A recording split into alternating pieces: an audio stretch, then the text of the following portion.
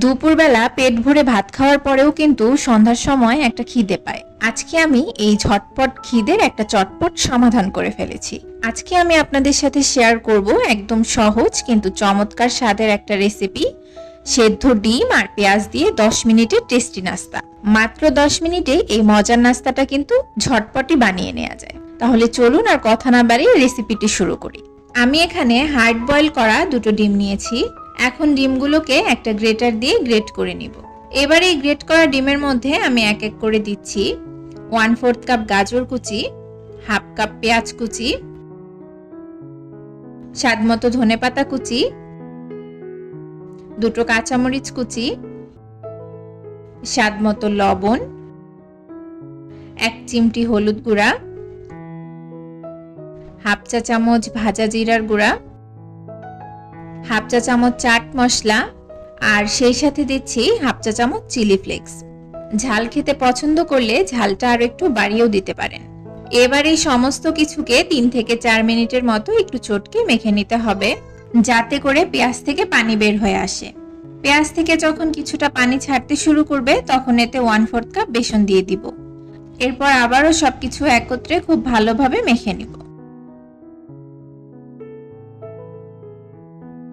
মেখে নেওয়া হয়ে গেছে। এবার এই মিশ্রণটা দিয়ে আপনারা যে কোনো নাস্তার শেপ তৈরি করে নিতে পারবেন।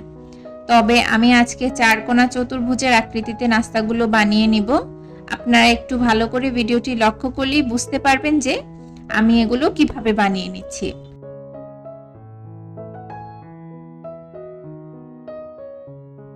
সবগুলো নাস্তা বানানো হয়ে গেছে, এবার ভাজতে চলে যাব। একটা সসপ্যানে আগেই তেল গরম করতে দিয়েছিলাম। এবার এই গরম তেলের মধ্যে এক এক করে নাস্তাগুলো দিয়ে দিচ্ছি। এগুলো ভাজার সময় চুলার আঁচ অবশ্যই মিডিয়াম হিটে রাখতে হবে, আর একটু সময় নিয়ে উল্টে পাল্টে বাদামি কালার করে ভেজে নিতে হবে।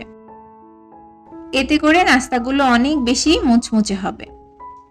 ভেজে নেওয়া হয়ে গেছে, এবার এগুলোকে তেল ঝরিয়ে তুলে নিচ্ছি।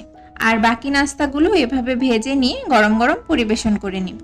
এই নাস্তাটা কিন্তু আপনারা চাইলে বাচ্চাদের স্কুলে টিফিনেও দিতে পারবেন। আবার হঠাৎ করে বাসায় মেহমান আসলে মেহমানদের বসিয়ে রেখেই ঝটপট এই নাস্তাটা বানিয়ে নিতে পারবেন। আর সন্ধ্যার নাস্তা হিসেবে তো চায়ের সাথে একদম পারফেক্ট ভাবে জমে যাবে। বানাতেও যেহেতু খুব একটা ঝামেলা নেই, ঝটপটই বানিয়ে নেওয়া যায়, তাই আপনারা কিন্তু অবশ্যই একবার হলেও বাসায় এটা চেষ্টা করে দেখতে পারেন। আশা করছি আপনাদের খুবই ভালো লাগবে।